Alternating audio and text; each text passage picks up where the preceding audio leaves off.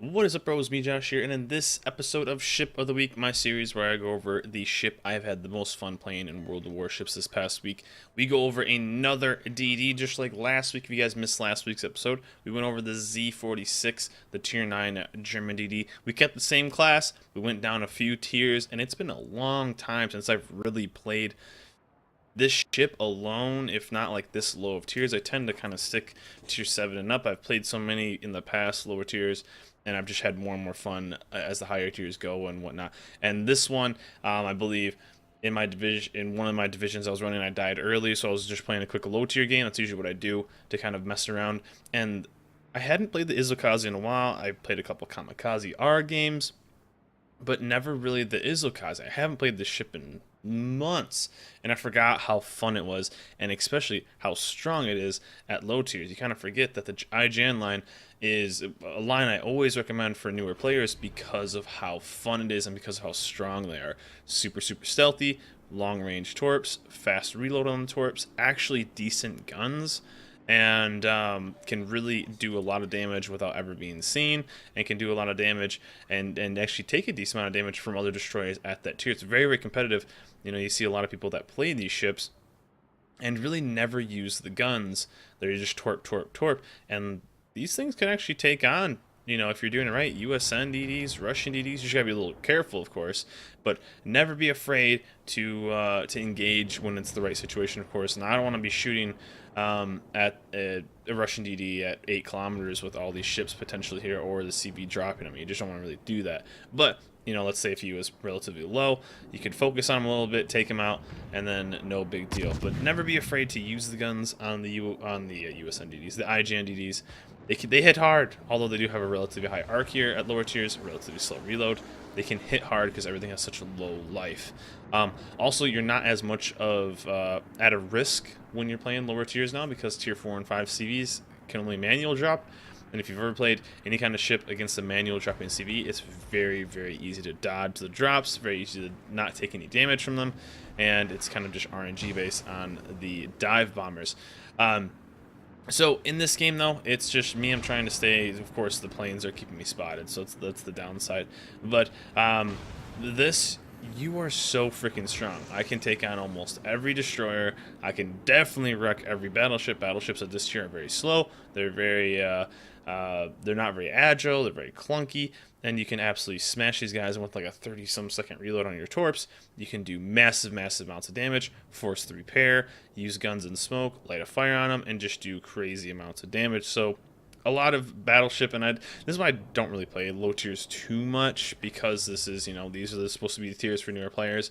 But I tend to just kind of play them, let's say if I die early, just because I have, I just want to play a quick game. These games usually go semi-quick compared to higher tier games. The higher tier you get, you tend to have a bit slower pace.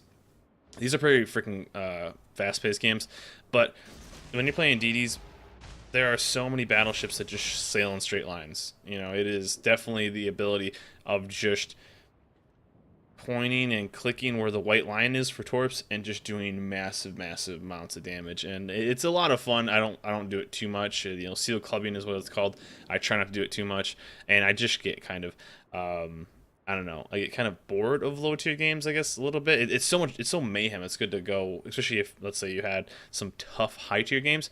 It's definitely slow, where it definitely kind of just gets old for me. But anyway, like I said, we're going for battleships. 3 torpedo hits, no big deal. He sailed in a straight line the entire time. I know he doesn't have a repair now. I'm watching this cruiser. That's kind of what I'm worried about. Mainly, though, I'm going to try to kill their CV. I didn't quite think it was the best thing, because as you can see on our mini map, our CV is about to get wrecked by the enemy team. So although low tier CVs are they're not really a danger anymore, in my opinion, with only being able to auto drop. You can't really get those manual drops and absolutely wreck people. It still gives them a lot of vision on their destroyers. Since I'm their only destroyer, I don't need their CV spotting me when I'm trying to sneak up on something. So I just want to take him out of the game, do as much damage as I can to this Texas as I'm launching these torps like a freaking madman. and just take out the CV. We're gonna lose ours. They should at least lose theirs, and that'll at least go a 1-for-1. And I remember when I was playing, I didn't even realize that we lost our CV so early. And actually, our CV was winning the fight plane-wise in the air. But as you can see, our CV just died right there, and we were actually losing ships pretty freaking quick. But the CV hadn't really moved. If he would have been paying attention, he would have known just by if he had any kind of map awareness. He would have known that he was spotted. And of course, the one DD would have been there. But lower tiers tend to only be, for newer players, so obviously he wasn't really paying attention. But luckily, we staying the torp on the Dana, and that's kind of, you're really only nervous about like cruisers. You're not really nervous about battleships. You're not really nervous about anything like that. I didn't quite want to use my guns yet because I didn't want to be detected, and I know this guy's not going to move. So, it's a low tier CV, so I didn't want to get detected. And I didn't want to shoot, so he would then spot me. So I wanted these torps to kind of pop out of nowhere, which they eventually do. But really, I just need help with cruisers. Luckily, a lot of their cruisers aren't really near us. A lot of our guys are on kind of the J line, which isn't the best. But I have the ability of kind of just staying. Like, if the planes are out, if you look at their DDs they have an Isokaze and they have an Izzy. I know the Izzy's low. I can probably gun him down. And the other DD is way over on A side. So I don't really have to be too cautious when it comes to working down other DDs and whatnot, or being spotted by a DD, because I'm gonna outspot the Izzy, and the Isokaze is way on the other side, so nothing really to worry about. So down is gonna go the Langley, so at least we traded 1-for-1. As I said, I was pretty sure he wasn't gonna move. I still have to worry about his planes a little bit, but regardless, we were able to kind of just move on to the next one. And I kind of had to worry about this Dana. He has sonar. And I really should get lucky, really, and kind of get some distance. Now, he thinks I'm way over there, which is good. And I'm just going to kind of start heading towards B. We need to get a cap. We lost 4 ships. We lost our CV, 2 cruisers, one of our 2 destroyers. We just killed a top-tier battleship, which is really good. We killed their CV and another one of their battleships. So they have the DD advantage right now. They have some cruiser advantages. But regardless, it's going to be okay. And just like that, that's why you shoot your guns. I got a Citadel on the frickin' Dana, which I thought was pretty funny, with HE as it was going away from me. So that's why you just shoot your guns, especially in this situation. It's going to be so hard for him to hit me consistently. If he does repair, with a single fire is going to stick on him. It's a lot of damage.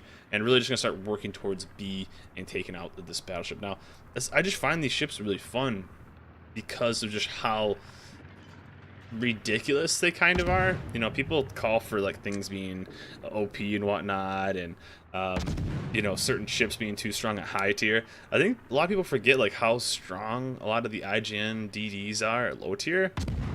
I have a 5.4 kilometer detection, one of the lowest in the games with a 10-point captain.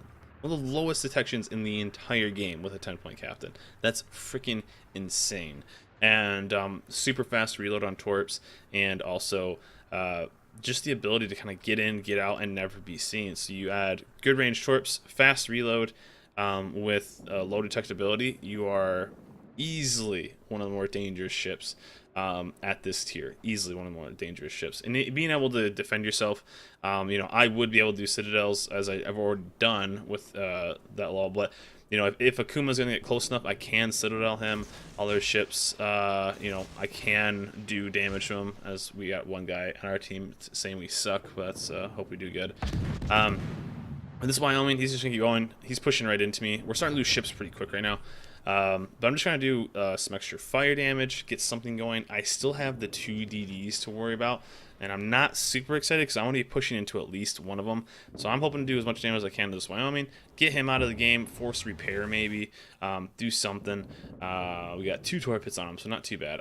I was trying to get a repair on him, but it looks like he might flood for a little bit. And hopefully our guys are doing okay health-wise on our side. We can kind of just slowly push this way, but I need to cap B and get it going. Already we're at 10 torpedoes, Citadel, 5 floods, and a couple main bat hits, which are always pretty good. So as you can see right there on the minimap, both the DDs are way up on A line. So I know that A or B cap is going to be completely free to cap. So I don't really have to worry about it. I got to hope this Wyoming doesn't get like a random salvo on me. But the remaining 2 cruisers is a Kuma and a Marblehead, so they potentially have both sonar, which I think both of them actually do have sonar. So they were the things that I was most worried about going into the rest of this game. DDs, not so much. I can gun them down. I know the Isokaze was I assume pretty low. He's been spotted a lot. And as I say in cap, I always love when people get super salty in low tier games. If you ever want to see some straight salt, low tiers is the way to go. People take low tiers very, very seriously. I feel like low tiers are very fun, but if you want to see some very, very serious people, low tiers is the way to go. More strats, more everything are called out in low tiers. But really, out of the last 5 ships, the only thing I'm scared about are the 2 cruisers. That's it. I'm scared of the 2 cruisers. They're my counter. I'm not really scared about the Isokaze. I'm not really scared about the Izyvav, the Russian DD. I'm not super scared about those guys because I mean, I can probably beat them 1-on-1. Even 2-on-1, I could probably beat them. Assuming I can get like a torp hit or even a decent couple salvos. I'm going to outspot the Russian DD, of course, and probably will have a better advantage point because my guns are already pointed towards A if the Isokaze was close enough. But the cruisers are the things I'm going to need help. They're agile. They have a high rate of fire. They potentially have sonar. So I needed just a little bit of help. So there's Isokaze. He's luckily really low. I was assuming he'd be really low, and I could kind of just focus on it. Now, the reason I turned to my left instead of right, now if I would have turned to my right, I would have been able to get more guns to bear quicker. But I would have been turning into their entire team. So I'm trying to get some distance away from their team and slowly get my guns to bear. So I'm just trying to get some distance away, take him out, which I do right there using the guns, and just leave a smoke trail behind me so it helps my team with that. That's exactly what I wanted to avoid. So it worked out perfectly. I had... if I would have turned to that way, I would have run right into that Marblehead. So that's what I was doing. I was getting some distance away from that. Because if I would have ran at that Marblehead, he would have absolutely smashed me. So the play was really, really good. Hopefully do some damage here with Torps. I think we're going to miss him just barely. But we miss him? We're staying with 1? Nah, we miss him. But that's, if I would have turned right and got more guns on him, I would have ran right into that Marblehead and that battleship. So that was what I was really nervous about. Luckily, he's a very, very fragile ship. We have a good cruiser coming in. We have a couple battleships coming in. And I wanted to potentially try and get a sigil on this guy. So I switched over to, I mean, look at that. I would have ran into the Kuma, the Marble. I probably would have died if I turned right. I honestly probably would have died if I turned right. So luckily I did turn to the left and did do the smart play. So one of their cruisers is down. We killed one of their DDs. We have more ships to them now. I could probably focus on the Koenig and just take him down, but I wanted to finally get around and help with the Kuma, help with the battleship, and then also spot the destroyer because we didn't know where the destroyer was. But since I'm so far away right now, it's all right. Throw a couple of shots out there, maybe light him on fire, you know, do any kind of damage, knock out that. And there's the Izzy right there. He's very low as well. So we got very fortunate this game that both of the destroyers were very low when they were to engage, and I can even outspot him. Even if it was like me versus him, or let's say the Kuma and the other battleship take out our Kuma, which they do right here, and the other 2 ships. If they kill the Kuma, I'm pretty sure I can just still win the game. I'm pretty sure I could even win the game against probably the Kuma and the other 2. So down he goes. Awesome. So even if my other 2 battleships AFK the rest of the game, I'm almost positive I can beat these 2. I can salvo the destroyer. I can torp the battleship. He's sitting right behind that island, so I know exactly where he is. We have both the caps, so they have to push into us. So I was feeling really, really good at this point. 2 kills so far, 10 torp hits, 88,000 damage, which is actually a lot for low tier gameplay. And because ships just don't have that much life. You know, you're looking at a Congo with about 50k max, right around there. So doing almost 90k damage in a game is pretty freaking solid, pretty solid. So we missed our first salvo. It is kind of hard to judge the Isokaze's salvo sometimes. Down he goes. So there you go. I mean, I knew he was one shot all. We tried to hit him. That was the bad part. So we had to worry about this Koenig. Now the Koenig tends to not be the most accurate battleship, but it can get some lucky salvos. So, you know, do I try to force a fire on him? Do I try to just run up and torp him? I wasn't exactly sure at that time. But I decided just to stay dark and not, you know, not start shooting until maybe he repaired the one fire or, you know, or whatnot. We had the lead. We have a good position. We don't need to throw it. and you know, get knocked out. Because if he gets like 2 full pens, like right now is the perfect time to shoot because he did repair the fire, if I wanted to. But one salvo he could kill me. So I had faith in myself. You know, it's always hard to put too much faith into random players. Although our guys do have a couple kills, 3 kills total, which is nice. I would rather just sure the kill instead of like risking it. You know, there's to potentially do a fire, a couple thousand damage. One fire, if he did repair, would have been really close to being deadly if he was taking a bit extra damage. But I figured I'd just go in kind of for the YOLO torp. There's no way his guns are gonna be on bear for me if he was to get a salvo. He'd maybe have his front turrets. That's about it. He wouldn't have his back turrets if he's going to kind of post up there. As you can see on the minimap, he is kind of just posted right there, and that's where he was. He's been chilling there a lot. He backed up. What do they call tank shots? He backed up, shot, and then got kind of lit up, and then pushed forward again. So he's chilling right here. Very tank, World of Tanks strats. And you see it kind of a lot in lower tiers when people are kind of learning the game. But I figured, regardless, his guns were going to be the other side, and I was not expecting him to push like this. I had zero thought he would do it. So all I needed was, I think, 2 torp pits right here. I did not think he was going to do this at all. I can't even smoke. It wouldn't do anything. But there he is. Down he goes. 3 kills. I think we got up to like almost 100k damage. Overall, good game. Let's jump to port, guys, and I'll show you what I run for camos, modules, and captain skills. So here we are back in port with the Isokaze, and really, captain skill is going to be very simple. I think this is literally all you need to be super effective. I only have a 10-point captain. This is an Isokaze captain. I think that's been moved over and over, all over the place. You really need a 10-point captain, and you are a monster of a destroyer. Going to priority target as the first. I think last stand is a must for 3. This taking torpedo armament expertise, so you're going to get torpedo reload quicker. I think this is much better if you are going to Isokaze only captain than picking up, let's say, survivability expert. Survivability expert is nice because you have such a low life, but you're only going to really grab about 1400 more life at tier 4. So this, I think, is just worth it. You're going to get a couple extra, you know, 3, 4, 5 seconds off your torpedo load. Highly worth it in my opinion. Pumping out those torpedoes, doing what you can, is probably gonna be better than 1400 life in the long run. Although if you do, let's say, like a higher point captain, you could definitely grab that, or even grab like AFT at a later point. At 10 points, grab concealment expert. Boom, bam, bada bing, you have a monster of a destroyer. 10 points is all you need. You know, there's certain builds like the Minotaur AA style or like a higher tier model that need kind of more points. 10 points, you're a monster. That's all you need. 10-point captain. So getting an Isokaze only captain does not take very long, especially with how many camos there are that give extra XP and all that kind of stuff. So that's literally all you need. Module wise, it's only a tier 4, so there's only a couple slots. So grabbing main armament mod 1. I think this is pretty easy. Rolling with that, you don't worry about any of this stuff really. I guess if you do have a low amount of detonation flags and you don't want to risk it, you could grab this.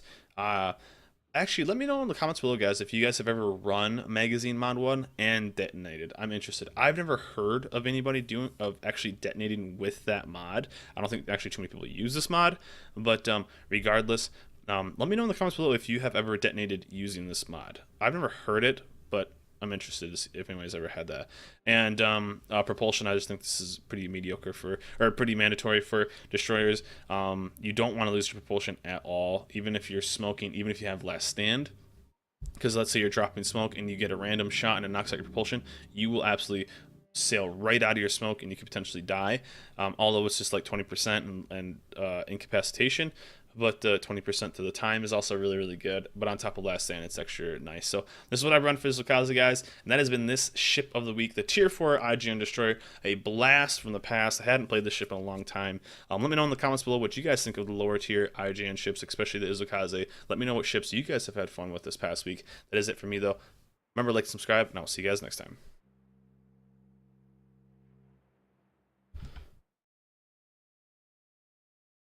Make sure you stop screaming. Paco, he's that way, Paco. That way, man. Oh yeah. Oh no. Okay, Paco? Just check another hairstyle. It's pretty cool here. Man, you really want to get the details, huh, Paco? Jesus, man. Yeah, Ohms. It's the only way to get a true details. You know, plus I got bad vision. Hey man, the lazy eye, man, the lazy eye. And oh man, look at them. Gotta zoom in on them. Jeez. It's so Can't believe Leah. it. Paco, It's a Paco. part. Yo, Zones. Hit that guy in the face right there. I'll give you 10,000. Oh god. Which guy? Behind the truck. Oh no, don't hit him! Don't hit him! It's JJ. JJ, go change your skin, man. What are you doing? Well, I mean, I just did 40 months in jail, you know what I mean? I'm fresh out, homie. You want to Yeah, ride? you I do. can take you to the mall. Yeah, bro. That would be cool. Yeah. Hey, Hi. Great, didn't here do we go anything again. about Lee? I mean, I called EMS.